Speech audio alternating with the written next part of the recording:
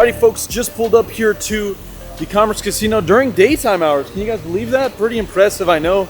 Sorry about the waterfall noise in the background. You guys are asking yourselves, Kieran, what the hell's going on? You just posted a video on Monday of all days, and now Wednesday? You're already knocking out the 2 videos?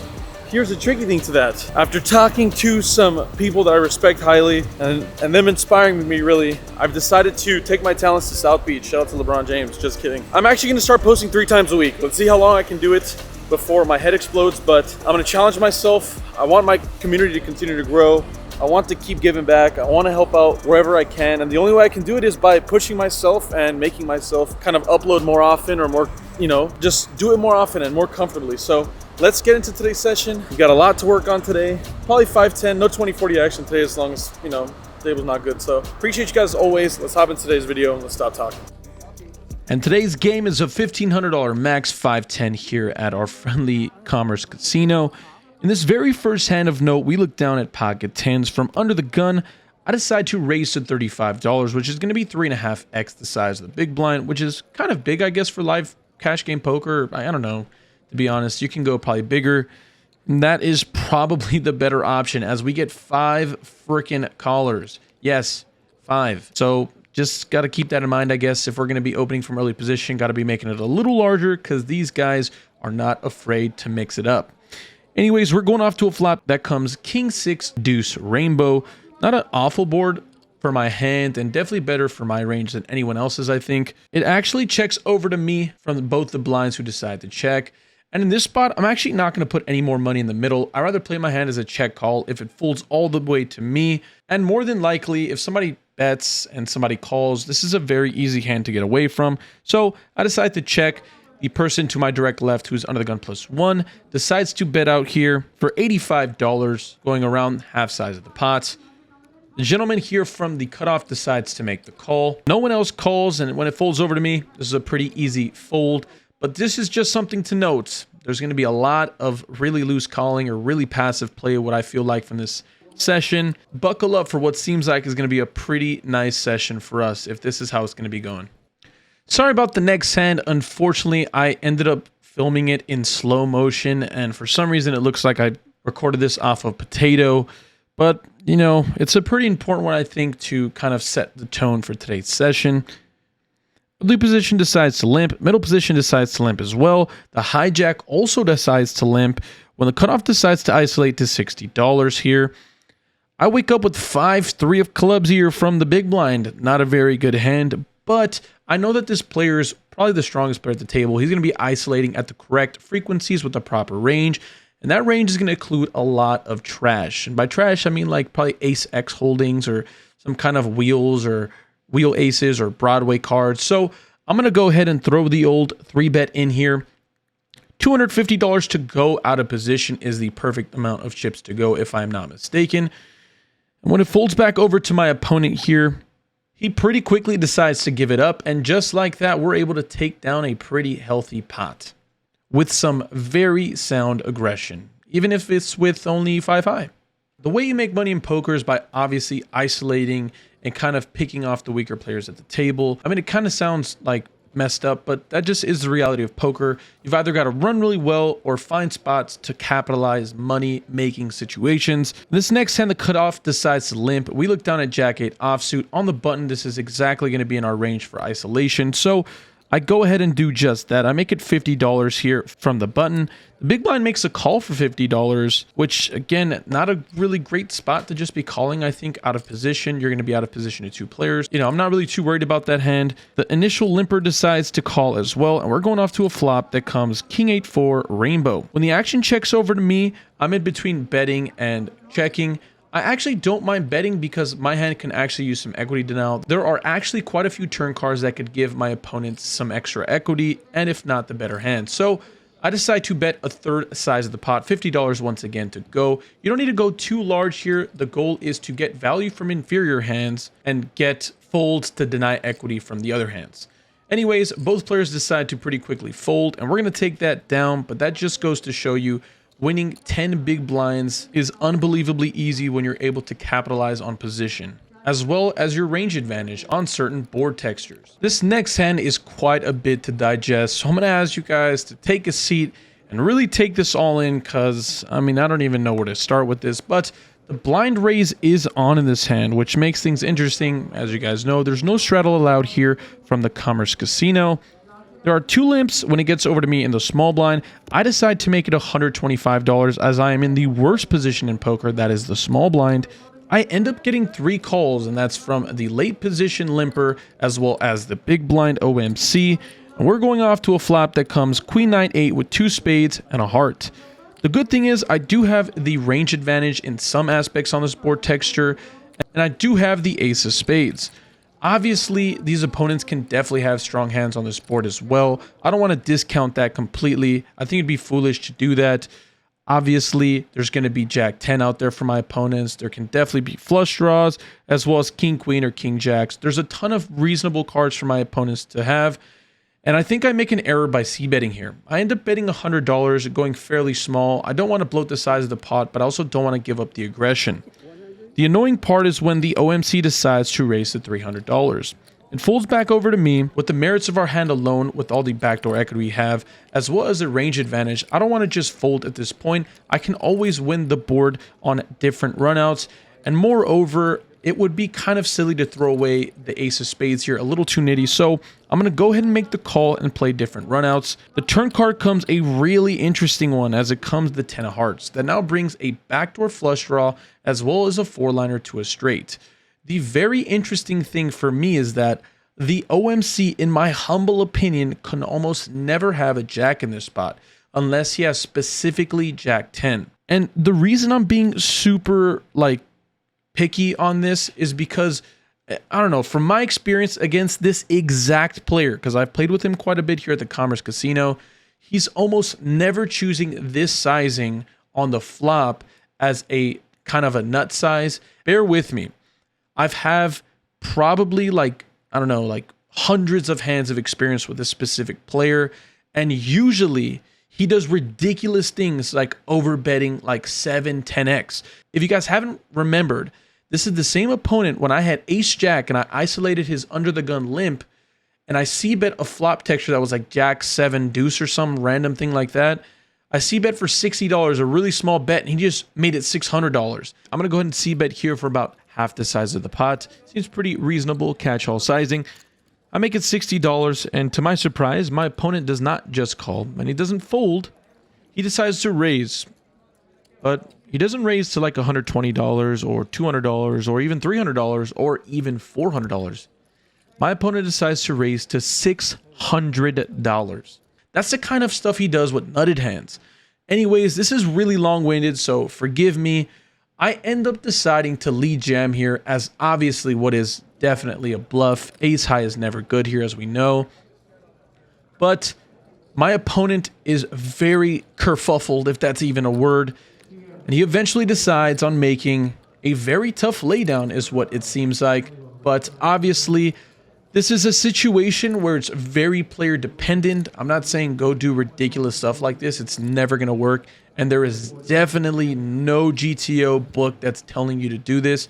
It's completely player dependent. And I only did what I did because of the bet sizing tells that I have on this opponent. So happy to take it down, and let's see if we don't get our hand caught in a cookie jar later on. If you folks are enjoying these videos, it would mean the world to me if you guys can drop a like down below. Turn on the notification bells if you haven't already. Make sure to subscribe and leave a comment down below on what you guys think about that ridiculous play. Do you ever do things that are specific to exact opponents just from previous history? I know that I do. Considering I've played at the Commerce long enough, I still find these bet sizing tells against specific players, but it's our little secret. Let's not give away all of the good information. Anyways, this next hand comes exactly after the previous hand, and again, it ends up being quite the doozy magoozy. There are 2 early position limps, and it gets over to me on the button, and I decide to make it $60 in an isolation play with king-queen offsuit. The early position limper decides to make the call, and the second limper decides to make a back raise to $190.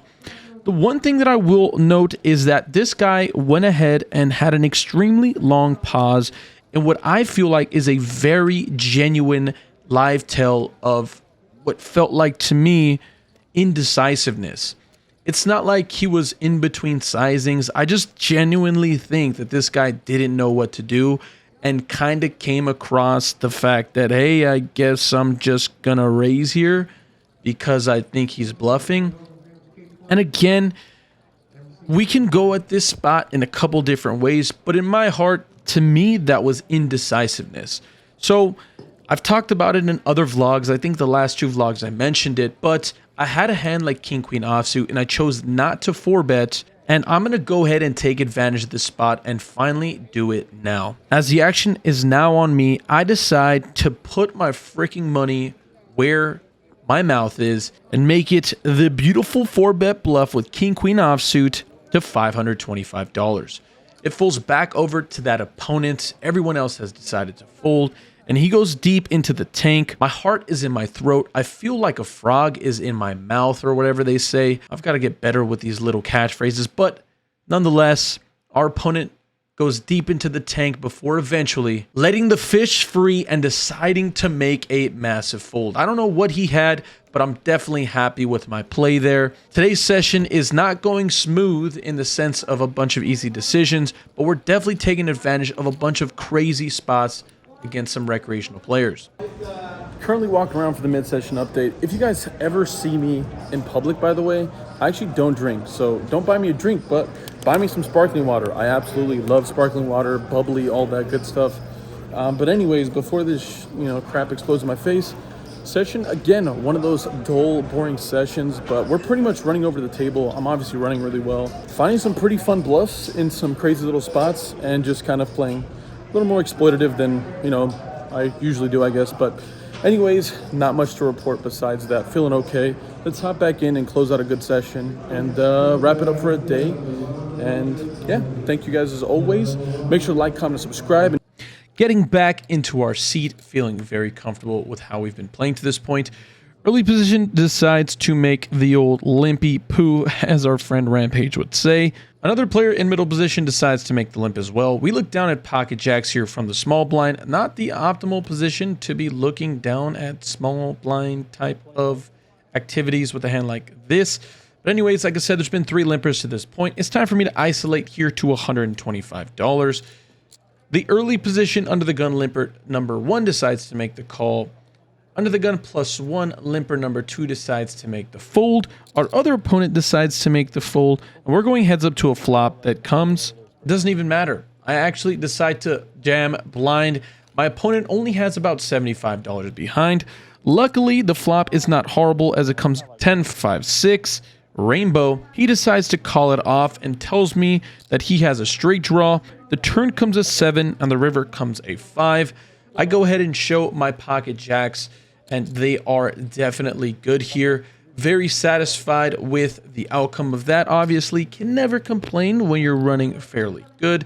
And today's session is definitely just that. Running absolutely pure in these really interesting spots and playing fairly well, or at least taking my time to go through with some fun decisions. This is one of those instances where the very next hand comes out faster than I can stop recording and start a new file, so bear with me as we are getting right into the fun of it. Under the gun decides to make the limp here, and we look down at pocket queens, back-to-back monsters. We decide to isolate to $55, to which the big blind decides to cold call, as well as the limper, who decides to call as well. We're going off to a flop that is fairly reasonable when it comes 10-8-3 rainbow. The person in the big blind is the gentleman we obviously just beat in the very last hand. He's playing about $1,000 effective to start the hand, and our opponent here from the under the gun position has just around $500 to start the hand as well. So pretty interesting stack dynamics here. with one player at 100 big blinds to start the hand and the other with around 50. This makes this a little tricky. So when we're off to this flop texture, I'm going to go ahead and c-bet only $100 here. I don't need to go super massive.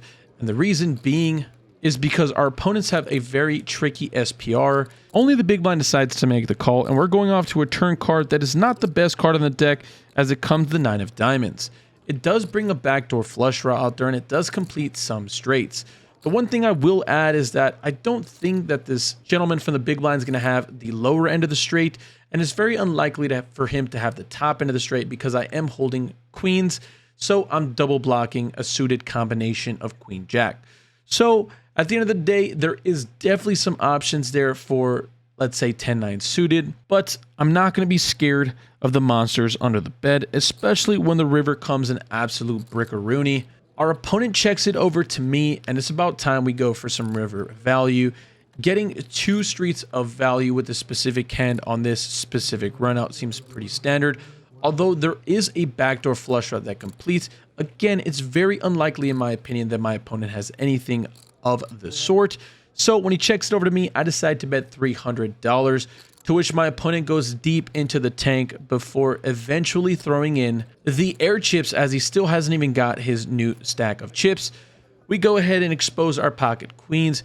He lets us know that he had pocket jacks, and that is a nice hand. Goodbye, sir. Pretty well played out hand, in my opinion. I really liked my thought process throughout the entire thing. All I was thinking about in my head was getting as much value realistically from a very small range of hands, and we ended up doing just that. Today's session felt like I was really locked in and focused, found a way to get value in tough spots, going thin even, and finding a way to book a really solid win. Very happy about this session. If you guys enjoyed it as well, make sure to click the like button down below. And moreover, expect a video every Monday, Wednesday, and Friday moving forward. Let's throw it over to me in real time to see how we feel about the session and how we did.